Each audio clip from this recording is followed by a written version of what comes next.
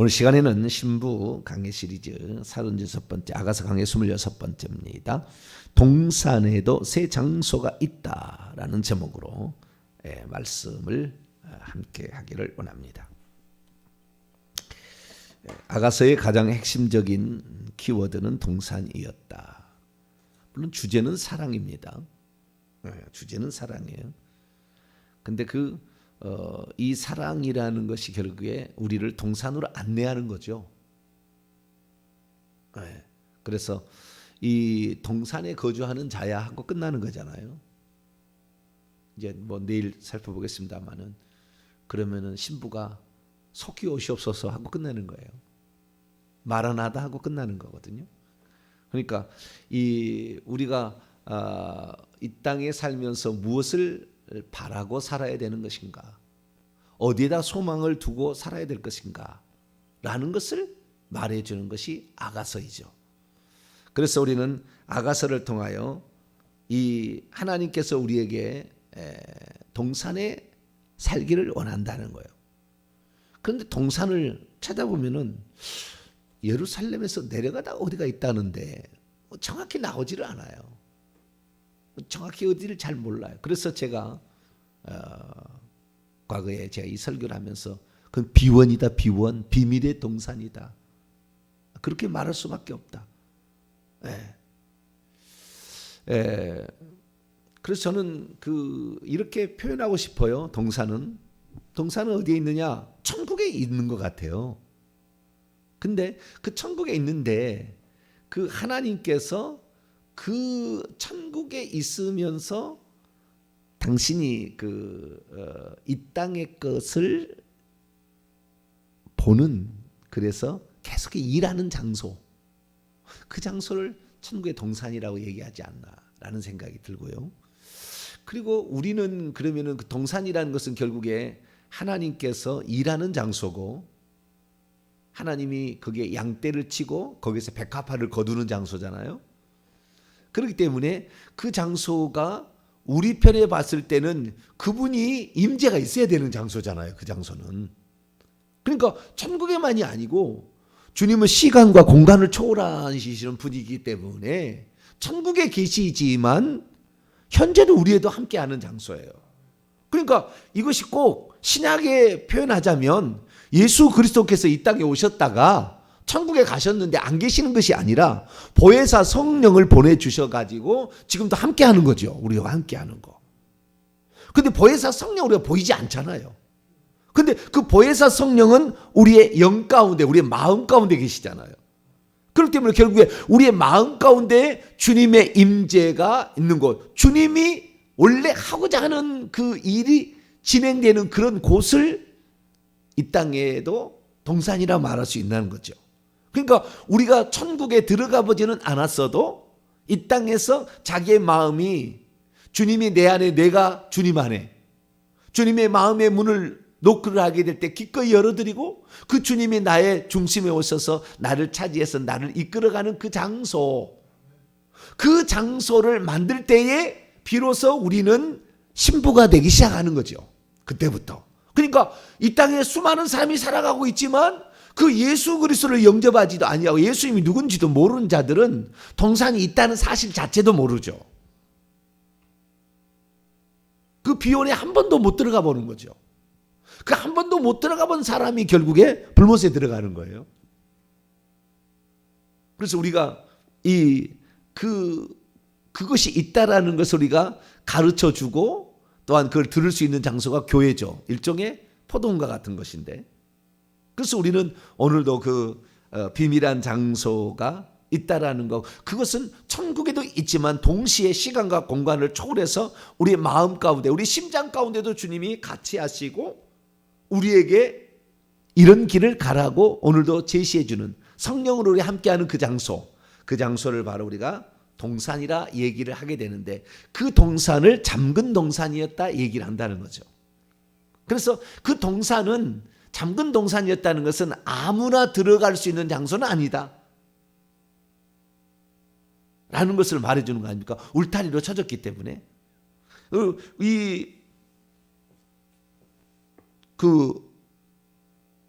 아가서에 좀 더 나가게 본다면 이 울타리를 성벽이라고 표현하고 있는 것 같아요. 성벽.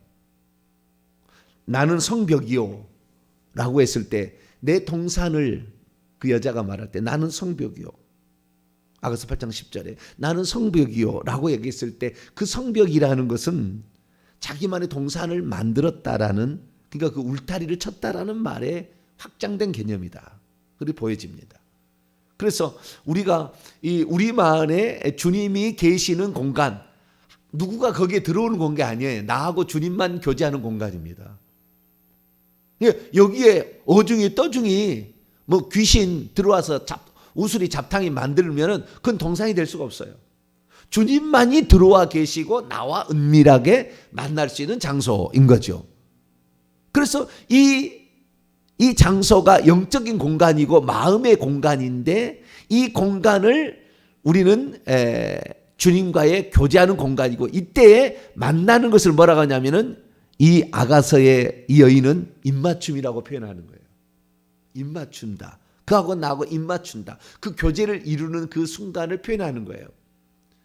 그 입맞춤이 포도주보다 더 진하다 얘기하는 것은 포도주는 인간의 어떤 그 기쁨이 있는 것을 말하는 거잖아요. 그래서 요한복음 2장의 가나 혼인잔치에 그 포도주가 떨어졌다는 것은 기쁨이 떨어졌다는 거거든요.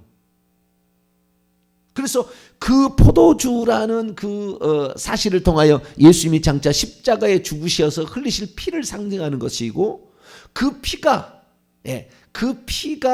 있는 그 장소에 주님은 항상 임재하시니까 우리가 예수 그리스도의 십자가의 죽음이라는 것을 항상 감사하고 그분이 나의 죄를 위해서 죽었다는 것에 대해서 어떻게 내가 은혜로 보답할 거라는 그런 마음의 표현이 일어날 때 동산이 만들어지는 거죠. 그러니까 동산은 예배 시간에 만들어지는 거예요. 예배 시간에. 좀 더 나가면 기도 시간에. 예배 시간에, 기도 시간에 이것을 만드는 것이고 혹시 자기가 성경을 보면서도 그 주님이 자기 안에 계셔서 일할 수 있도록 자기 마음을 바치게 된다 한다면 그 성경을 읽는 시간에도 바로 그러한 비원이 만들어지는 그런 시간이다라고 말할 수가 있죠. 자, 그러면은 그 동산 안에도 세 가지가 있다고 그러는 거예요. 자, 아가서 4장 12절을 보면 내 누이 내 신부는 잠근 동산이요 덮은 우물이요 봉한 샘이로다. 15절에도 너는 동산의 샘이요 생수의 우물이요 레바논에서부터 흐르는 시내로다. 이렇게 얘기하므로 이렇게 돼 있는 거예요. 동산이 크게 있으면 이 동산은 잠근 동산이기 때문에 누구나 들어갈 수 있지만 누구나 들어갈 수 없는 장소예요. 예수님만 들어가야 되고 마귀가 들어오면 안 돼요. 그 동산 안에는 우물이 하나 있다는 우물이. 그러니까 우물이 있는데 우물이 덮여 있다는 겁니다. 그러니까 쉽게 공개되지 않는 거예요. 공개될 수도 없고 공개해줘도 돼지한테 진주 던져봤자 의미를 모르고 그거 그냥 짓밟는 것이거든요. 그렇기 때문에 이런 게 있다 그런다 할지라도 에이 그런 게 있어라고 넘어갈 사람도 있어요.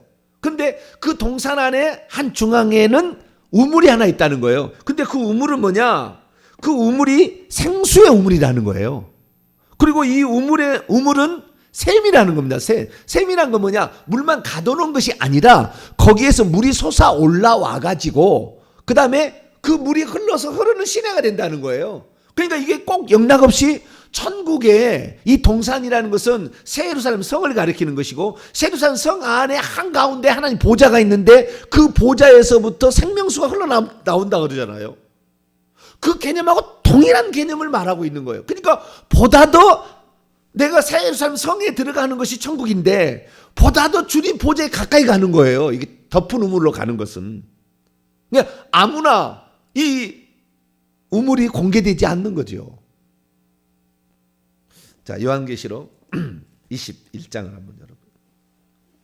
22장을 열어보죠. 22장을. 22장. 요한계시록 22장 1절에서 2절까지 말씀을 읽겠습니다. 시작. 또 그가 수정같이 맑은 생명수의 강을 내게 보이니 하나님과 및 어린 양의 보좌로부터 나와서, 이게 흘러나오는 거예요. 문은 흘러나와서 길 가운데로 흐르더라. 강 좌우에는 생명나무가 있어 12가지 열매를 맺되 달마다 그 열매를 맺고 그 나무 잎사귀들은 만국을 치료하기 위하여 있더라. 아멘. 결국에 이 물이 나오는 것으로 말미암아 이 물이 거기에서 계속 뽀글뽀글뽀글 샘인 거예요. 물이 올라오는 물을 만드는 장소죠. 그 장소는. 이 물은 생명의 물이고 이 물을 먹어야 사는 거거든요. 하나님은 생명이에요. 그래서 생명을 만드는 분에서 나오는 생명을 상징하는 건데 이 생명이 뽀글뽀글 올라와 가지고 그 우물을 만드는 겁니다. 근데 그 우물은 계속 물이 올라오기 때문에 흘러 넘치는 거예요. 흘러 넘쳐. 그래서 흘러 넘쳐 가지고 이 물이 흘러 넘치는 곳에 강을 이루게 되는 거예요. 이 흘러 넘치는 강이 되는 것에 그 구약적 개념은 에스겔이 봤어요. 에스겔이. 그래서 에스겔서 47장에 보면 이와 동일한 어떤 개념이 여기 나오는데 거기에서는 어디서 나오냐면은 성전의 문지방에서 물이 나온다. 이 성전을 하나님이 계시는 지성소와 같은 장소죠. 이스라엘 땅에서는. 이스라엘 땅이 있고 예루살렘 있고 예루살렘에 성전 있고 성전의 동쪽에 있는 그 문지방으로부터 물이 흘러나와 가지고 이 물이 점점 발목을 차고 가득 차가지고 여기에 이 많은 물고기들이 논다 이거죠. 자, 에스겔서 47장을 한번 볼까요? 그 물고기들이 이제 그 강에서 이제 노는 여기 장면이 우리로 말미암아 하나님의 생명의 젖을 먹고 그다음에 많은 생명체가 다시 탄생하고 그다음에 그 생명체를 양육하는 그런 것을 말해주는 거죠. 자, 에스겔서 47장 한번 볼까요? 에스겔 47장 1절에 보게 되면 그가 나를 데리고 성전 문에 이르시니, 그러니까 여기 지상에 있는 하나님이 계시는 지성소가 성전인 거죠. 지상에. 우리로 말한다고 한다면 사람의 영혼이고요. 그 다음에 성전은 결국에 교회가 성전이라고 나중에 얘기를 하는 거니까 우리 교회인 거, 교회라고 할지라도 그 말씀이 선포되는 강대상이겠죠. 예를 들었다 한다면 그 말이 흘러나오는 장소니까 이렇게 표현이 되는 거예요. 그래서 그 성전 문에 이르니 성전 앞면이 동쪽을 향하 있는데 그 문지방 밑에서 물이 나와서 동쪽으로 이렇게 흘러갑니다. 그래서 3절에 보니까 그것이 발목에 차고 4절에 무릎에 차고 허리에 차고 5절 보니까 강이 되는 겁니다. 강이. 그 물이 점점 흘러가지고 그 강 좌우에 나무가 있어요. 7절에 보니까 강 좌우편에 나무가 있는데 그 나무가 자라고 있는데 그 강 좌우의 나무에는 12절에 보니까 각종 과실나무들이 자라서 그 잎이 시들지 아니하며 그 열매가 끊이지 아니하고 달마다 새 열매를 맺고 그 물이 성소에서 나오는데 그 열매를 먹을 만하고 그 잎사귀는 약재료가 된다. 이 요한계시록의 22장 2절에 나오는 말과 그대로 똑같은 얘기를 하고 있거든요. 그러니까 이 에스겔 성전은 에스겔의 이 성전, 환상의 성전이거든요.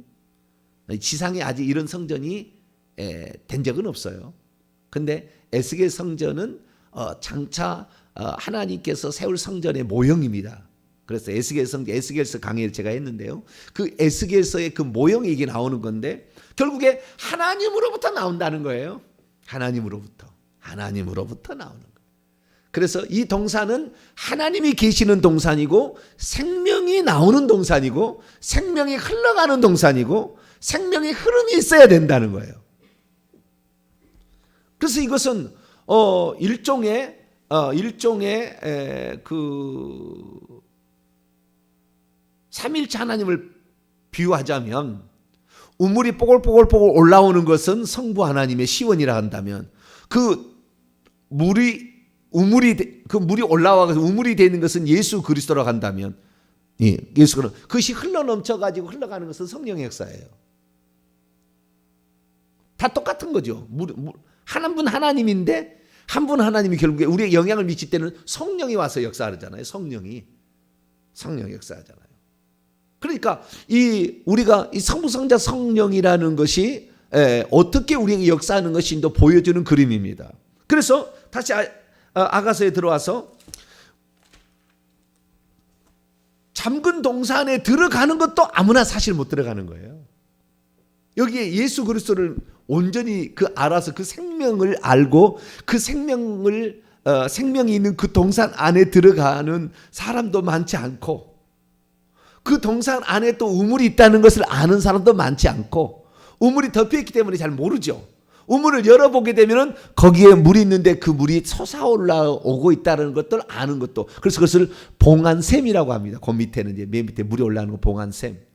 그래서 성부, 성자, 성령, 성자, 성부가 일하시는 생명의 그 역사, 그 장소, 생명 역사는 그 장소를 동산이라고 말할 수 있다는 겁니다. 그러면 우리가 어떻게 하면 이 잠근 동산에 진입이 가능하고 다시 그 중에서 몇몇이 덮은 우물로 들어가게 되고, 덮은 우물에서 더 몇몇이 더 그 물의 시원인 봉안샘까지 들어갈 수 있느냐 이거죠. 그것이 바로 제가 주일날 3번의 설교한 3편의 설교였어요. 정리를 하시면, 첫째, 잠근 동산에 들어간다는 것은 뭐냐면 우리가 백합화 같은 비둘기 같은 신부가 되는 거예요. 백합화라는 것은 빨간색의 아네모네라고 그랬어요. 그분이 나를 사랑하는 것을 알고 나도 그분을 사랑하게 되는 거예요. 사랑하게 되어서 오직 그분만을 사랑하는 거예요. 그분만을 사랑하게 되고, 비둘기 같다는 것은 정절을 지킨다는 거잖아요. 평생 두 짝이 없다는 거지 않습니까? 그 다음에 비둘기처럼 순결하라, 정절을 지키면서 오직 그분에게만 오직 집중을 하게 되는 것이죠. 그래서 이렇게 되려면 어떻게 하냐면은 우리 속에 그동안에 주인이 아닌 많은 귀신들이 우리 속에 들어와서 주인 노릇을 했어요. 이걸 걷어내야 되는 거예요. 그러니까 내가 백합화가 되고 그 다음에 내가 비둘기가 되려면 죄의 더러운 것을 씻어내야 비로소 이게 진입이 가능한 거예요. 그러니까 교회만 다닌다고 해서 된 것이 아니라 회개를 하는 사람만이 결국에 이 잠근 동산에 진입을 하는 거예요.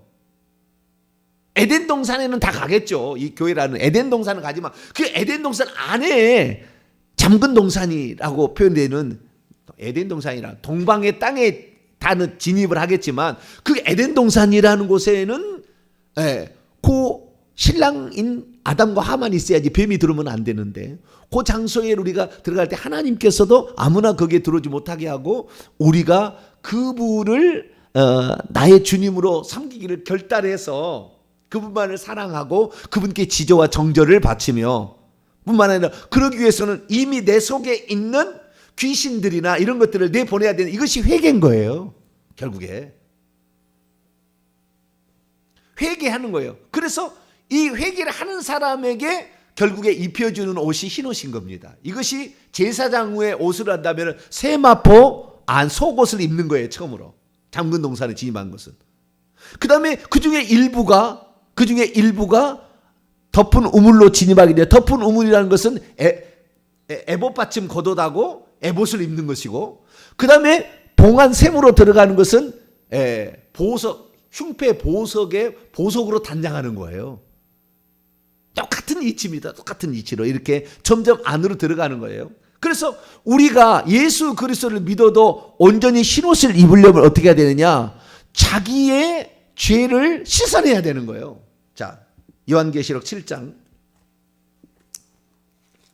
그래서 예수님이 왜 고베라 송이로 맨날 자기를 표현하고 포도주의 집을 얘기하냐면은 그 피로만이 우리의 죄를 용서받을 수 있기 때문에 그래요.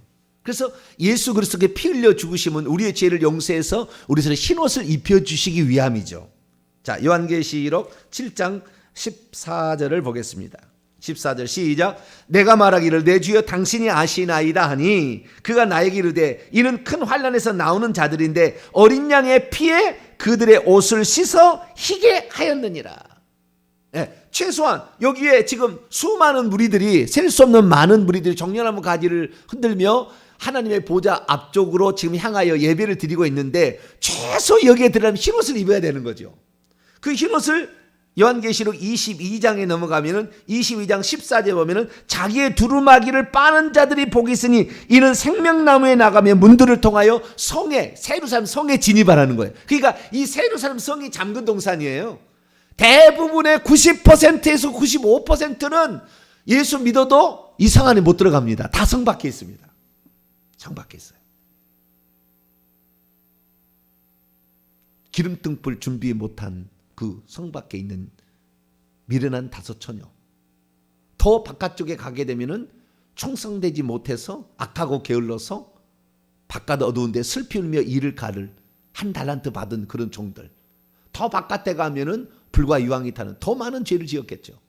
이게 여기에 다 있다고요. 그리스도인들이 거의 다 여기 있다고. 이 진입을 못해요. 예루살렘에 진입을, 성 안에 진입을 못하는 거예요. 교회를 나오긴 나왔어도 진실로 오직 주님만이 나의 신랑, 나의 유일한 사랑의 대상, 나는 당신만의 말씀만, 당신만을 사랑한다고 하면서 진실로 회개를 통해서 그분만이 나를 깨끗하게 만들어야 그분이 역사하거든요. 그러니까 귀신도 많이 있는 것에 성령도 하나 들어와 있어서 되는 것이 아니라 다 이것이 뽑아내지면서 성령께서 내게 완전히 차지하게 될 때 비로소 잠근 동산이 되기 시작하는 거죠. 저와 여러분은 회개를 많이 하시게 되길 축원합니다. 이 예수 그리스도에게 회개를 많이 해야만이 최소한 새 예루살렘 성의 진입이 가능하다. 이 천국이 들어가는 것은 회개를 통해서 가능하다. 이것을 그대로 말해준다고 할 수가 있게 되는 것이죠. 그래서 이 잠근 동산 안에 새 예루살렘 성 안에 들어간 자의 일부가 하나님 보좌 앞으로 더 가까이 나아가는데 이것이 덮은 우물이죠. 물이 나오는 장소. 그러면 우리가 이 잠근 동산에 진입하는 것은 예수 그리스도를 믿고 그 다음에 회개하는 것이 여기에 진입하는 최초의 단계라 한다면, 그러면 보호자 앞에 더 가까이 그 우물이 시작되는 그곳으로, 그래서 그 물이 흘러가지고 이 물을 먹고 살도 다 살지만 더 보호자 가까이 나가는, 이러려면 그 덮은 우물로 가는 것이죠. 덮은 우물로 가는 거예요. 그 덮은 우물로 가는 것은 뭐냐? 덮은 우물이라는 것은 보다 더 거룩해야 되는 거 아니겠어요? 하나님이 거룩하신 분이니까. 그러면 하나님의 어쩌면은 하나님의 것으로 완전히 이제 많이 바꿔지려면은 회개한 다음에는 하나님 말씀에 순종이 필요해요. 덮은 우물로 가려면 순종해. 그래서 요한복음 15장에 네가 내 안에 내가 내 안인데 어떻게 하냐면은 계명을 지키라고 얘기하고 있는 거예요. 자, 요한복음 15장 최종적인 정리니까 제가 다 이렇게 해드리는 거예요. 최종적으로 우리가 주님을 사랑한다는 게 뭐냐 이게. 우리가 주님을 사랑한다는 게. 응? 9절입니다. 9절 10절 시작. 아버지께서 나를 사랑하신 것 같이 나도 너희를 사랑하였으니 나의 사랑 안에 거하라. 내가 아버지의 계명들을 지켜 그의 사랑 안에 거하는 같이 너희도 내 계명들을 지키면 내 사랑 안에 거하리라. 그러니까 우리가 일상생활에 세상 것에 취해서 죄를 짓는 행위로 계속 가면은 이 잠근 동산까지 왔으나 잘못했다면 쫓겨나요. 죽는 날. 그러니까 그 신랑을 맞이한다고 준비를 하긴 했지만 결국에 다섯 처녀가 못 들어가잖아요. 그때 기름이 부족해 버리잖아요. 그래서 늘 회개를 하면서 그 다음에 회개라는 것은 소극적인 것을 없애는 측면이라고 한다면 순종이라는 것은 적극적인 것을 받아들이는 걸 말하는 거예요. 그래서 덮은 우물로 진입하기 위해서는 하나님의 계명과 말씀에 순종하는 삶을 자기 스스로 결단하고 살아가기 시작하는 거죠. 이런 사람들이 결국에 어떻게 되느냐? 원수의 영토에 깃발을 꽂을 수 있는 당당한 신부가 되기 시작하는 거예요. 그러니까 1단계 잠근 동산은 백합화 같은 신부, 비둘기 같은 신부라고 한다면 2단계 덮은 우물의 동산에 있는 사람은 원수의 영토에 깃발을 꽂는 당당한 신부가 되는 거예요. 이 당당한 신부는 기도와 그 다음에 회개와 예수 그리스도를 높이는, 예수 그리스도를 말하는 것이 성경 말씀을 지키는 것이고 계명을 지키는 거예요. 예수님 이런 분이다, 예수님 이런 분이다. 그래 얘기하는 거예요. 예수님 자랑하는 것이 곧 예수님이 말씀이 육신이 되신 분이니까 그분의 음성에 순종하는 거죠. 사울왕을 비교해 보면은 사울왕이 처음에는 하나님 말씀을 듣고 빨간 백합화처럼 주의 말씀처럼 겸손히 시작했어요. 그런데 그의 죄를 지었을 때 그는 회개하지 않아요. 그러나 주님은 한 번 나의 택함을 받은 자였기 때문에 그를 버리지 못해서 그가 40년을 왕위할 때까지 살려줍니다. 진즉 없앴어야 되는데 왜? 당신의 택함 받은 자였으니까. 내가 택한 자라고 했잖아요. 그래서 40년 하지만 회개하지 않으니까 결국에 죽을 때 그는 성 밖으로 밀려가서 지옥에 떨어진 거죠. 그러나 다윗도 똑같이 선택을 받았으나 죄를 지었을 때 어떻게 하면 즉시 회개를 했단 말이죠. 즉시 회개를 했어요. 여가 이불이 둥둥 떠다닐 정도로 자신의 죄를 회개했다 그 말이에요. 그리고 하나님을 어떻게 하면 기쁘시게 할까? 그래서 하나님을 찬양하는 일, 그 다음에 나는 백향목 궁에 거하는데 하나님을 팔로기는 시장 가운데 두어면 되겠는가? 하나님이 제일 좋아하는 게 찬양인데 그 찬양을 자기가 수금을 타면서 그렇게 노래를 하면서 결국에 하나님이 계시는 공간을 내가 이 사람에게지만 성전을 이 땅에 하나님이 계시는 공간을 만들어야 되겠다 하고 성전을 만들겠다 한 거 아니에요? 그러면서 한 번 결정한 것은 두 번 다시 여자를 가까이 다니는 아비삭 수냄 여자 아비삭을 집어넣어 동침하지 않아 버리잖아요. 여자 때문에 내가 하나님 앞에 범죄한 것을 두 번 다시 하랴. 그래서 이런 다윗은 덮은 우물로 들어갔지만 사울은 잠근 동산에서 쫓겨난 거예요. 쫓겨난 거예요. 사울이 얼마나 외식적으로 변하냐면은 자기의 잘못을 회개해야 되는데 회개는커녕 백성들에게 내가 하나님께 버림받았지 않은 것처럼 나를 속여달라고 사무엘에게 부탁하잖아요. 외식하는 거 이런 것들이 쫓겨나는 일이죠. 그래서 우리는 순전한 하나님의 말씀과 계명을 지킬 수 있게 되길 바랍니다. 하나님의 말씀과 계명을 지키게 되면 누가 하냐면 귀신들이 알아요.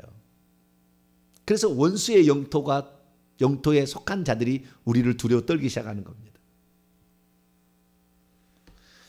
이 여자가 처음에 술람 여인이 솔로몬을 만났을 때는 여우를 못 잡았어요. 여우를. 그렇잖아요. 자기가 일테는 여우를 못 잡았어요. 그런데 이 주님께서 내가 그걸 잡아줄게. 십자가 사건을 통해서 사탄 마귀의 사망 권세를 그 멸함으로 말미암아 그 무효화시켰잖아요. 사망 권세를. 그래서 약화지기 시작했잖아요.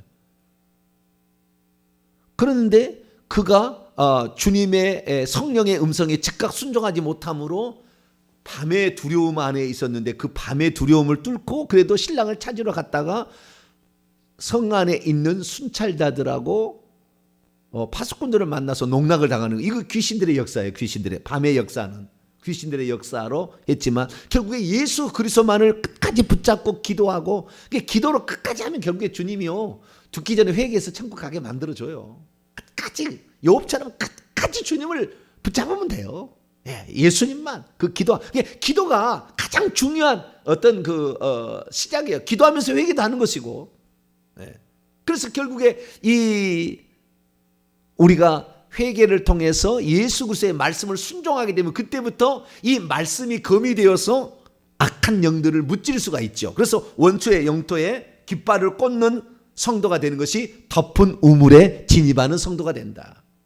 이것의 결정타는 결국에 하나님 말씀에 대한 순종이다. 그 순종이 안 되면 마귀의 농락을 계속 당할 수밖에 없다. 귀신의 농락을 당할 수밖에 없다. 조금 실수하고 잘못하면 또 당하고 이렇게 산다. 그것을 우리는 아시면 되겠고 이것이 결국에 우리를 정말 하나님의 제사장처럼 보여주게 하는 에봇을 입게 된다. 에봇을 드디어 폼이 나잖아요. 이 사람은 그리스도인이다라고 생각하는 그런 사람이 되게 해주는 역할을 감당하는 거예요.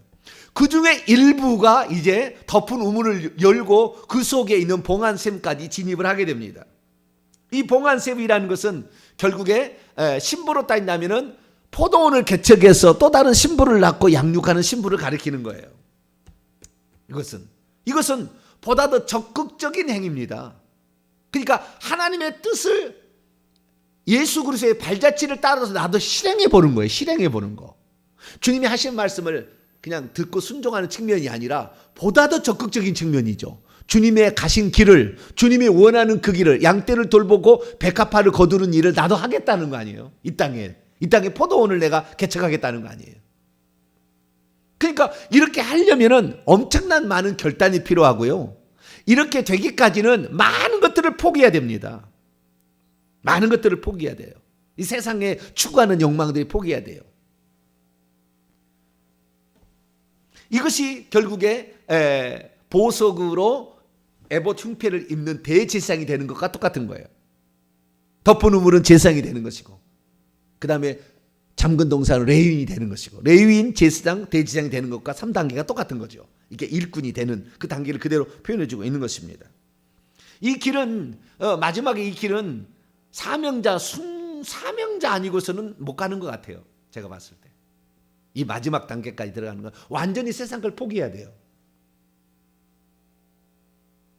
완전히 포기해야 됩니다. 이건 사명자, 특별히 하나님이 세운 종들이나 그 길을 갈 수 있지 쉽게 갈 수 있는 길은 아니라고 봐요. 이것은 자기가 가야 될 길이기 때문에 수많은 것을 포기하기 때문에 엄청난 대가가 지불돼야 됩니다. 엄청난 많은 그 시련과 역경을 이겨내야 되는, 왜요? 우리가 하나님의 그 헤드쿼터에 들어가서 하나님의 뜻을 알아서 전파할 수 있는 수준이 되려면 마귀가 가만두겠냐 이 말이에요. 엄청난 시련이 닥치고 핍박이 찾아오고 어려움이 찾아오는 거예요. 그런데도 끝까지 변하지 않고 가야 되는 거죠. 이 길을 가려면. 그러니까 이 중간에 이 어떤 하나님의 마음을 만지고 하나님의 뜻을 알아서 성경을 풀어줘서 성경을 풀어준다 할지라도 그냥 남이 된 거 요리한 거 그냥 먹여주는 게 아니라 이 얘기를 들으면 요리가 나오는, 요리의 원재료를 주는 거 아니에요. 원성을 주는 거 아닙니까? 말씀을 증거해도. 왜? 하나님 마음을 만져서 얘기하고 하나님의 그 원뜻을 얘기하는 거니까. 근데 이 길을 가는 게 쉬운 게 아니에요. 엄청난 많은 희생이 필요한 것입니다. 근데 감사한 것은 뭐냐면 영적인 비밀 하나 또 말씀드릴게요. 비밀을. 우리가 예수 그리스도께서 우리에게 어떤 일을 맡길 때, 제가 이 일을 얘기하는 것은 주의 종이 많이 설교를 들어요. 제 것을. 그렇기 때문에 우리 성도들도 들어도 좋은 것이고 주의 종이 들으면은 아주 쏙쏙 박히기 때문에 제가 말씀을 하는 거예요. 우리가 하나님의 사람이 되는 그 단계가 레위인과 제사장과 대제사장으로 나가듯이, 잠근 동산 덮은 우물 봉안샘으로 가듯이, 이사야 61장 10절에서 구원의 옷에다가 의의 겉옷에다가 사모 관대를 쓰고 보석으로 치장한다. 그 말이 이사야 61장 10절에 나오잖아요. 똑같이 이렇게 가는 거예요. 이렇게 진입을 하게 되는데 사단 마귀가 우리가 그렇게 진입하는 것을 싫어하겠죠. 왜? 하나님의 나라를 원수의 영토에 깃발을 꼭 꽂으니까 가만두지 않는 거죠. 어떻게 하면 저놈을 그렇게 못하게 하게 해야 되겠다고 이게 달라드는 겁니다. 달려드는 거예요. 그러니까 그만한 많은 어려움들이 있는 거예요. 그러나 절대 두려워하지 말 것은, 그 핍박에 굴복하지 말 것은, 그 핍박의 분량만큼 하나님은 그것을 허락했기 때문에 핍박도 하는 것이고, 하나님께서 허락한 만큼 상으로 딱 돼버려요. 바로 바꿔져 버려요. 핍박을 받은 만큼 상으로 바꿔져 버려요. 그게. 그러니까 그 핍박을 받는 것이 결코 헛된 것이 아니라는 거예요. 수십 년을 오직 그 한 가지 길을 가기 위해서 그 길을 갔던 것이 헛된 게 아니에요. 하나님께서 그 길을 가라고 허용했기 때문에 그 길을 가고 있는 것이고 끝까지 가는 것이고, 뿐만 아니라 합당치 않은 것으로 말미암아 공격을 받은 것은 철저하게 하나님께서 상으로 바꿔버린다는 거예요. 그것을 철저하게. 그러니까 이 하나님의 뜻을 준행하기 위해서 우리가 희생하고 헌신하고 대가를 지불하는 모든 것들은 결단코 헛것이 아니고, 그것은 하늘에 가면은 내 면류관의 보석으로 박히는 거예요. 다 그렇게 돼 있는 것이지 그냥 우리 그 어떤 그 길을 가는데 어려움이 있는데도 끝까지 포기되는 그 길을 가고 있으면 그 사람은 하늘에 정말 엄청난 면류관들이 그에게 쓰여지는 것이지, 그냥 너는 목회 몇 명 안 하고 끝냈구나, 그러니까 너는 줄 게 없다, 이게 아니라는 거예요. 그렇게 평가하지 않는다는 겁니다. 주님께서 그에게 하라고 한 그 일을 한 것에 대한 하나님의 상이 그게 있는 거죠. 그래서 이 길은, 마지막 길은 진짜 좁은 길이에요. 아무나 갈 수 없고 진짜 아무나 갈 수 없어요. 이건 목숨 걸고 해야 되는 일이고, 뿐만 아니라 이 길을 가는 사람에게 하나님께서는 그 더 깊숙이 하늘의 그 지성소의 눈 안으로 들어오게 하셔서 거기에 하나님과 더불어 먹고 마시는 일을 하는 그 장소까지 우리를 데려가는 그런 일이 있다는 거죠. 뭐 저와 여러분이 가는 길이 어떤 길인지 얘기해서요, 우리 아가서가 말씀을 해놓기 때문에 제가 아가서에 나오는 세 단계의 그 새 예루살렘 성에 들어가도 세 단계의 신부가 이제 내일은 그 신부에 관한 얘기를 이제 좀 나눠서 이제 종합적으로 얘기를 해드리고요. 그 다음에 재림에 관하여 얘기함으로 이제 내일까지 총 마치겠습니다만은, 우리가 지금 현재 첫 번째는 회개 잘하라는 거, 두 번째 말씀에 순종 잘하라는 거, 그다음에 세 번째 사명에 순종해야 된다는 거, 이것을 꼭 명심하시기를 간절히 바랍니다. 기도하겠습니다. 자비로우신 아버지 하나님, 어찌 우리가 오늘 주님을 알고 주님을 위하여 사는 길에 어려움이 그냥 우리에게 있겠습니까?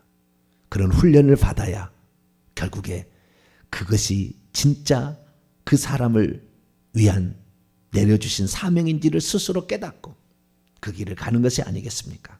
주여, 동탄명성교회 회개와 천국복음 이 귀한 사명을 맡겨주셨으니 우리가 이 사명을 끝까지 완수할 수 있도록 도와주시고, 하나님, 이 말씀을 듣는 자가 내가 어느 단계에 있는가 살펴보고 다음 단계를 향하여 부지런히 달려감으로 침노하는 자가 천국을 빼앗는다는 주의 말씀이 이루어지기를 소망합니다. 뿐만 아니라 이 사역을 우리 교회가 잘 감당할 수 있도록 돕는 자를 보내주시고, 협력할 자를 보내주시고, 물질을 보내주셔서 책으로, 방송으로 통하여 수많은 사람들이 이 사실을 알고 나도 신부가 정말 주님이 원하는 그 신부가 되고자 깨어나고 신부가 되기를 바라고 또 다른 신부를 낳는 신부로서 살아갈 수 있도록 도와주옵소서. 우리 주 예수 그리스도의 이름으로 기도하옵나이다.